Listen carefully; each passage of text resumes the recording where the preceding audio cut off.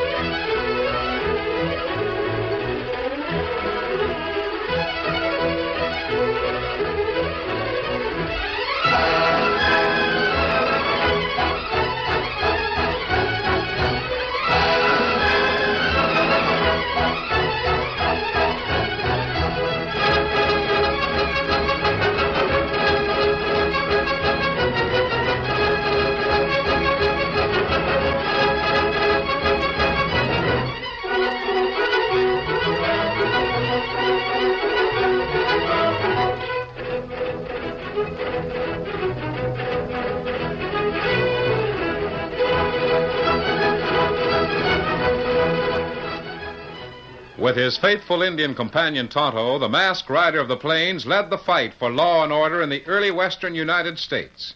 The stories of his strength and courage, his daring and resourcefulness have come down to us through the generations. And nowhere in the pages of history can one find a greater champion of justice. Return with us now to those thrilling days of yesteryear.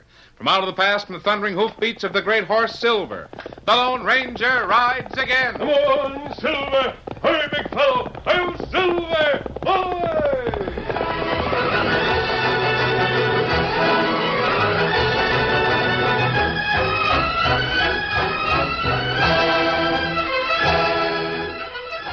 Jeff Morris, operator of the Wagon Wheel Rancho, rose from his comfortable chair before the fireplace to answer a knock at the door. Why, evening, stranger. What can I... Oh, well, Hello, Jeff. for the love of Mike, it's the masked man and Tonto. Come in, come in. We just stopped by for a moment, Jeff. Oh, but you got to stop in for a visit. I noticed you had company. They might not understand the reason for this mask I'm wearing. Oh, nonsense. And besides, it ain't company. It's just my daughter Janey and her beau, young Jack Page.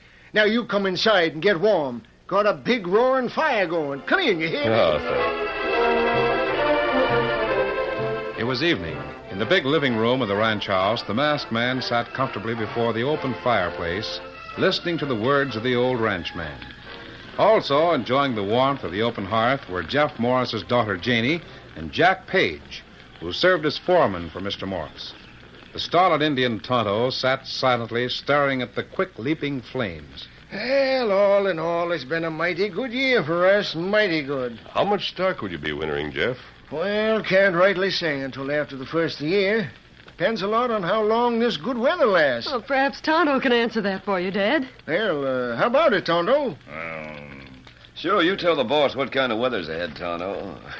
Me, I'm betting we have a short winter and lots of open weather.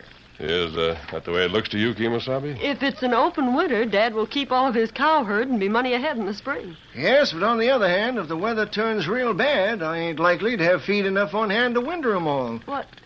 What did you call your friend a moment ago? Kemosabe. The words are from the Indian dialect and mean trusty scout. Trusty scout, huh? Well, then I reckon we can trust whatever Tonto wants to tell us about the weather. Except that he ain't telling us nothing so far. You figure maybe I'm right in predicting an open winter? No. What do you figure, Tonto? When me watch flames in fireplace, flames leap plenty high. What do you mean, the flames leap high? Well, that's sign of much cold weather. Much snow. Tonto think maybe plenty bad winter ahead. Well, I guess I can explain why the fire's jumping so high. Somebody left the damper wide open. You find damper wide open, Jack? What's closed? What's closed almost tight? Well, I'll be doggone. Tonto, is there really anything to that, or is it just another Indian superstition? Well, red man believe in sign. Red man not have big warm house in winter. Maybe life depend on whether him read sign right. Tonto means that he wouldn't have made the prediction if he didn't believe it to be accurate, Jeff. Maybe I better get busy and find out about shipping some stuff to Kansas City. Well, if Tonto's right, we better hunt around and get us a couple of more hands on the payroll, huh, Jeff? Well, that reminds me. I hired a man today in Flat Rock. Fella by the name of Kramer. Cowboy? Horse wrangler. And believe me, he sure understands horseflesh. He's got a buckskin pony he's been training. It's pretty near as smart as your black mare, Jack. Oh, yeah? In fact, he wasn't interested in the job nohow. Then I got to telling him about your horse. And the more I talked, the more interested he got. And then, well, about that time, Janey come walking out of the post office and over to the buck. Now, Dad. And this Kramer gent, he took one look at Janey and swallowed his Adam's apple 3 or 4 times. Don't you believe a word of it, And Jack. right away, I had myself a new hired man. He's coming out in the morning. Well, I'll look around, see if I can find another puncher someplace. This Kramer fellow be rather heavy set, sort of reddish hair and about the size of Tonto. Why, yeah, sure. You know him? If Bud Kramer's coming to work here tomorrow, I think you can stop worrying about the other cowboy. Huh? In about 2 days, you'll have another man on the payroll. A fellow named Pokey Langley. But, I don't savvy. I'll tell you a story about Kramer and Langley, but you'll have to promise not to repeat it because I wouldn't want to spoil their fun. Oh, my goodness. This sounds awfully mysterious. Yes, go ahead. Tonto and I have run across Langley and Kramer up in the North Country several times. They're inseparable partners, That's right. and wherever they go, they always manage to stir up considerable excitement. Hey, you don't mean that they're troublemakers, do you? Well, let's say they're practical jokers, Jeff, with a special delight in tormenting lawmen. What? Just how do you mean? Well, they always come into a strange town separately. The first one to arrive usually hangs around town a day or two until most of the townspeople know who he is. Then the other one comes riding into town and wants to know if anyone has seen or heard of his double-crossing partner.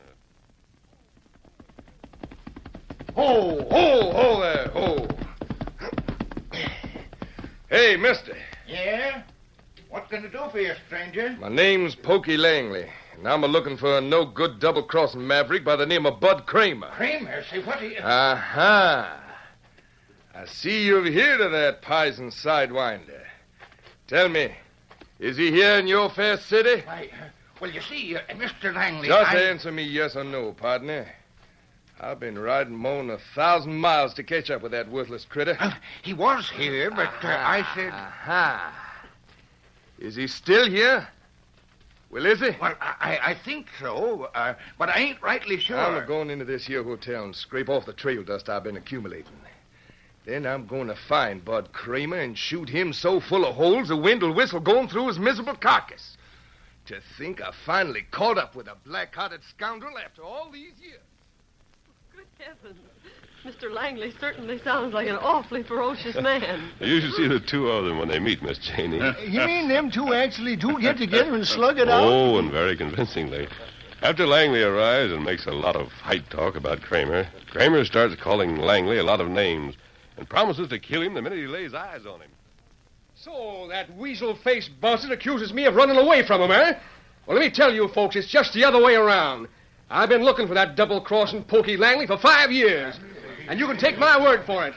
The minute I set eyes on that two-timing tin horn, the lead's going to fly high, wide, and handsome. Why, that miserable no-account horse thief, he's got a streak of yellow run up his back a mile wide. You're a liar by the clock, Bud Kramer. Well, as I live and breathe, it's Pokey Langley. You ain't going to live and breathe very long, you dirty double-crosser. Now, you folks get back out of the way. I don't want to see innocent people get hurt on account of this worthless bomb. Get out of my way. Look, hold the chair. Well, Pokey, you can drag your hardware whenever you're ready. You first, Bud.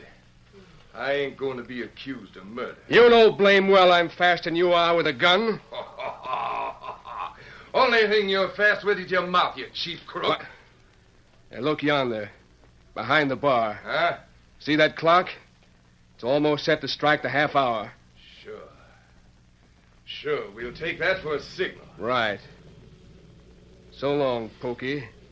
I hate to do this. You better be sorry for yourself, you polecat. Look at that clock. It's going to strike any second. Oh, never mind the clock, Slim. Keep your head down.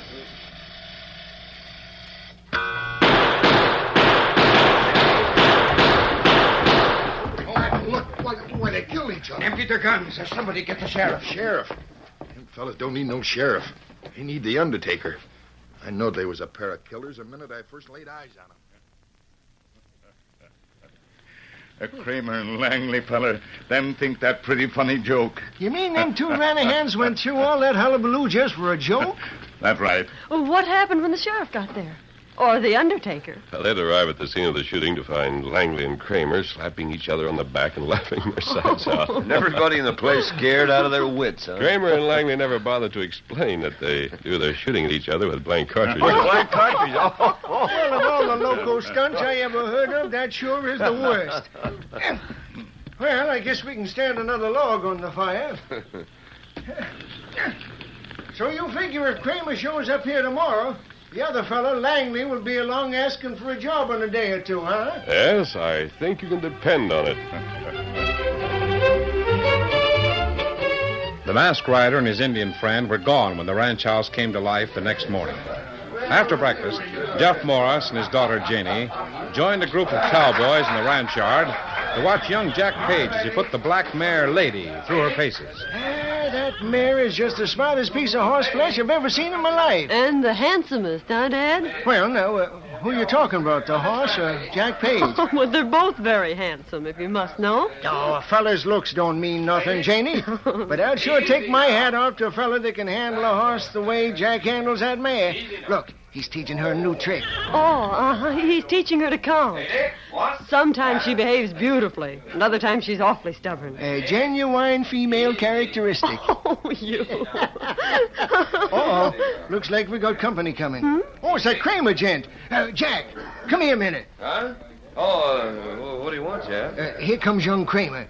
Now, we ain't supposed to let on like we know about him and his partner, Langley. Savvy? Don't worry, I'll keep mum about it. And you too, Janey. Oh, I wouldn't spoil their fun for the world. Besides, I'd like to see Sheriff Dixon get all excited when the shooting starts. Yeah. Oh, hold it now. Howdy, Kramer. Hold on. Oh, easy. Howdy, folks. This here's Bud Kramer, the new wrangler I hired in town yesterday. Her there, lady. What's the matter with you? That's quite a mare you got there, mister. There ain't none better, Hold, girl. Hold, steady there. What in the world has come over? Hold now. Cut out that prancing around. Acts kind of nervous. What'd you call her? Her name's Lady. Hold, girl. Now, easy there. Easy now. Oh, easy. Looks downright intelligent. Easy. Hello, lady. Well, now, look at that, would you? What's the matter, girl? I'll be darned. Anybody would think they was holding a regular conversation. Didn't I tell you this fella knowed how to handle horses? I'll bet you're a pretty good trick horse, huh, lady? What? Look. She's nodding her head. How in the world do you do it? I reckon it calls for a heap of patience, Miss Janey. Jack's been trying to teach her to count. Oh, shucks, that ain't nothing much for a smart horse to do. Our lady here. Let me see your teeth, lady. About a 5-year-old, huh? Yeah, that's right. Lady is 5. I suppose you can show me how to make her count up to 5, huh? I'll bet you $100 against the mare. She'll do it the first try, mister. Feel like gambling?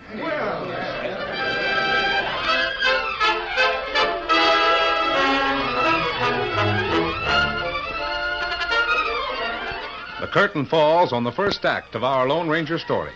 Before the next exciting scenes, please permit us to pause for just a few moments.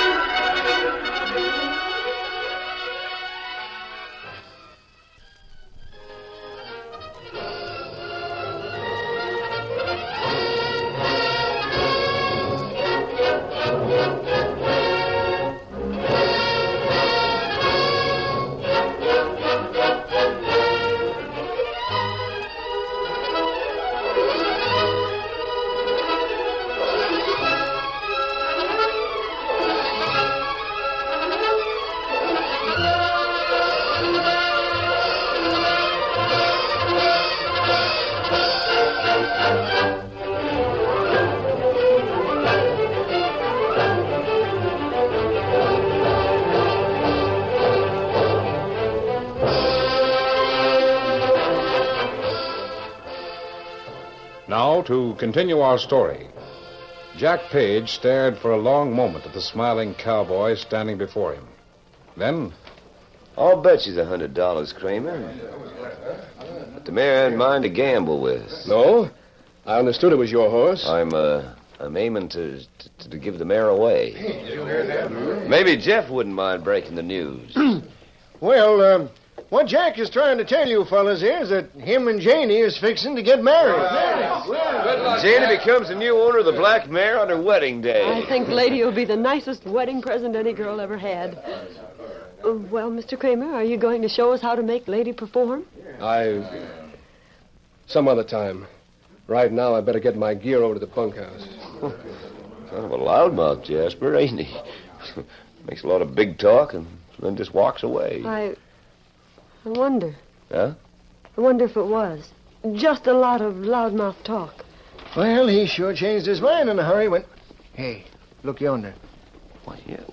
Dixon, the sheriff. He's coming like he was late for breakfast. Now, say, if he's coming for the reason I'm thinking of, don't neither one of you let on what the masked man told us, you hear? Well, I'll put the mare in the stable, and I'll join you later.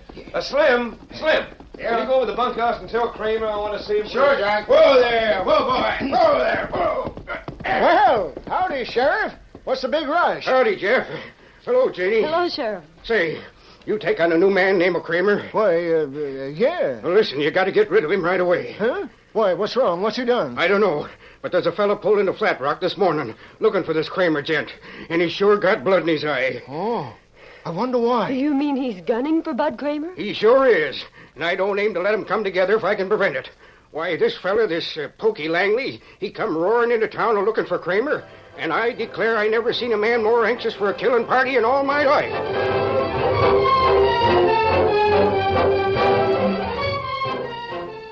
while Sheriff Dixon told the secretly amused rancher and his daughter about the arrival in town of Pokey Langley, Jack Page, the foreman, slipped quietly away from the rear of the stables and approached the corner of the long, rambling bunkhouse. Hey, Kramer. Yeah? Page wants you to come over to the stables. Right. Be there in 2 shakes. A moment later, Jack Page stepped quietly through the doorway of the deserted bunkhouse and went quickly to the blanket roll that belonged to Bud Kramer. Maybe just a footloose cowboy, and then again, maybe not. But just in case, won't do no harm to find out in advance. Nothing very unusual here. Hey, what's... Get this bedroll made up like it was and get out of here. So, our fun-loving friend likes to torment the lawman, huh? That's what the masked man said. But the masked man didn't bother to say just why Bud Kramer carries the United States Marshal badge in his bedroll and a murder warrant for Jack Page.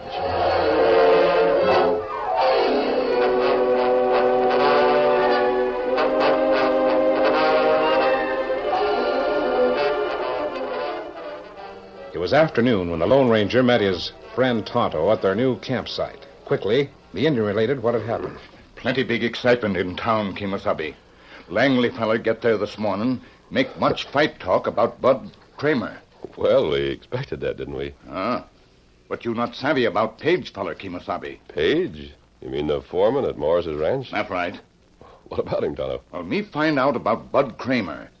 Him not just wandering cowboy, him U.S. Marshal with murder warrant for Jack Page. How did you learn this, Tonto? Well, a little while ago, Tonto meet Pokey Langley. Him on way to ranch to see friend when someone tried to rob him. What happened? Well, Langley feller, him riding along trail when someone throw rope and knock him from saddle. Him get knocked out. And then? Ambush feller run away plenty fast when Tonto come along. Him not have time to rob Langley. Did you get a good look at the man who attacked Langley? Well, him plenty far away. But Tonto see black horse, and it run plenty fast. You think the man was Jack Page? Then Langley feller come too. Him say Bud Kramer have murder warrant for Page from Montana. But it doesn't make sense. If Kramer were after Page, why would Page attack Pokey Langley? Wait. What matter? Makes plenty of sense. Come on, Tonto. We're heading back for the Morris Ranch as fast as we can. Me ready. Come, Scout. Here, Silver. What do you think happened at Ranch Kemosabe? There'll be another murder committed unless we get there in time to stop it. And we'll be responsible for it. Steady, Silver. Come on, Silver. Get him up, Scout.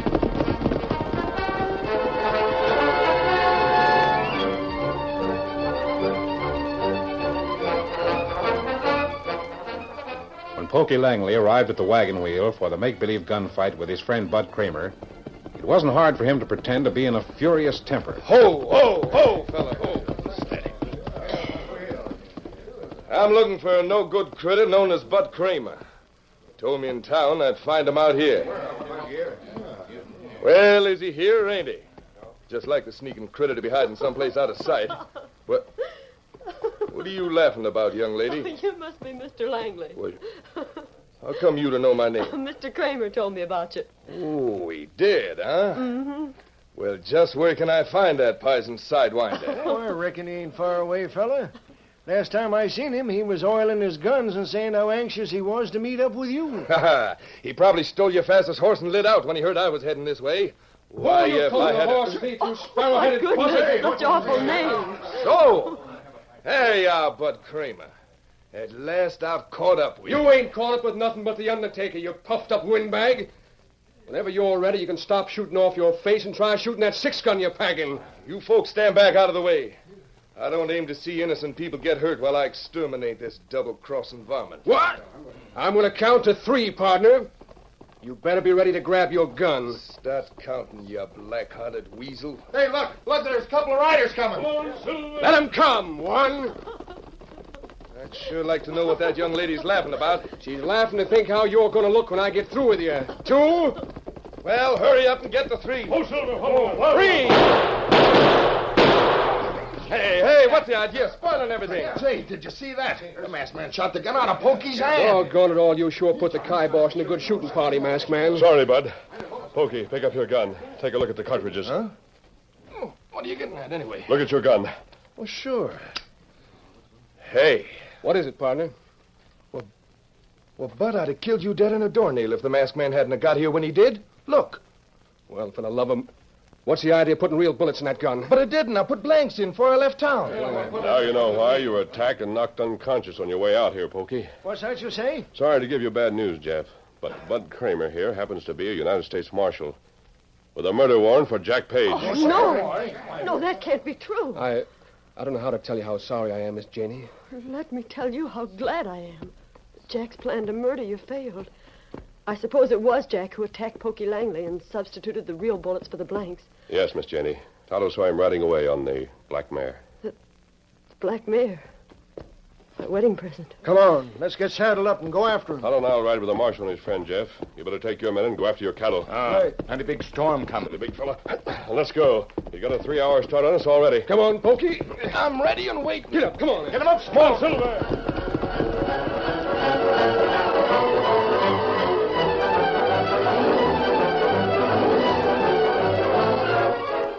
Throughout the afternoon, Jack Page headed the black mare into the upland country. A dozen miles ahead lay the entrance to Pocono Pass and freedom. Get up there. Get up, boy. Get along there. The man shivered as the icy wind ripped through his mackinaw. He glanced anxiously at the heavy gray clouds overhead. And then, as though the heavens had opened, the snowflakes fell, gently at first. Then, as the wind rose steadily in volume, the countryside was blotted out with the fury of the storm. Within an hour, the man knew he was hopelessly lost. Desperately, he pulled the heavy 6-gun from under his mackinaw and began firing. Firing and reloading with numb fingers.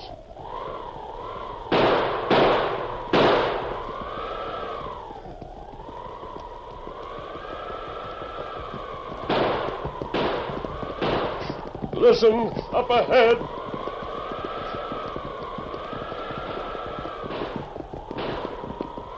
Sure is wasting a pile of ammunition. This way! Over here! There he is.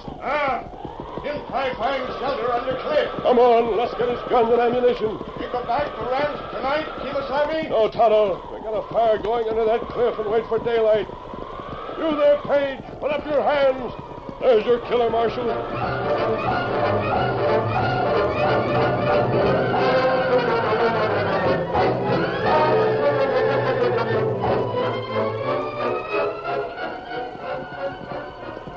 It was mid-morning when the party returned to the wagon wheel with their prisoner. As they rode into the ranch yard, Jeff Morris and his daughter came out to greet them. Oh, Silver. Easy, big fella. By golly, Tonto, you sure did call the weather. Did you get your cattle out in time? Yes, sir, and just in time.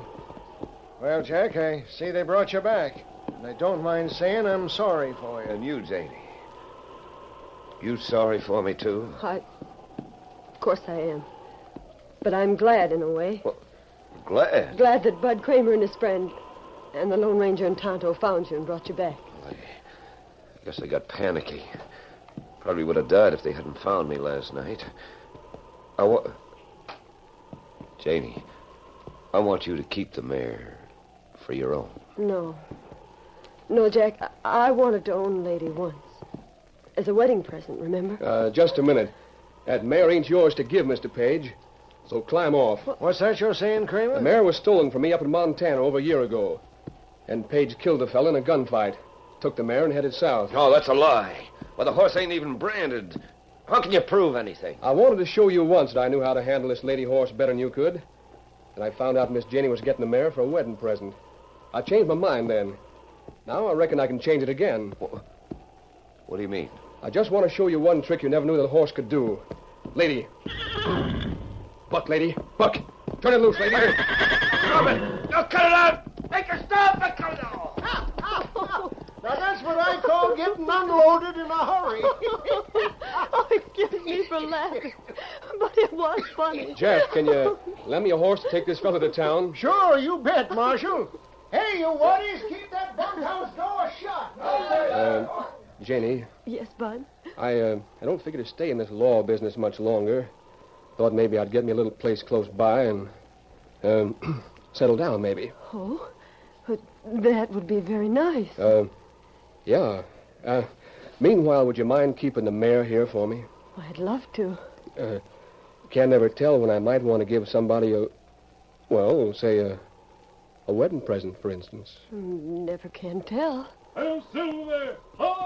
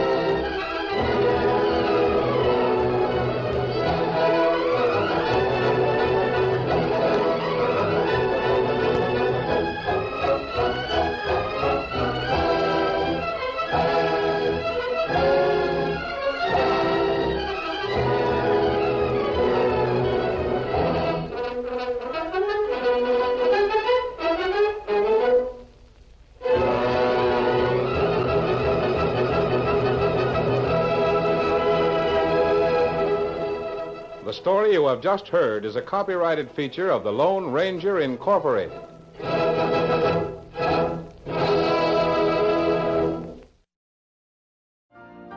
You've been listening to the OTR Gold Network.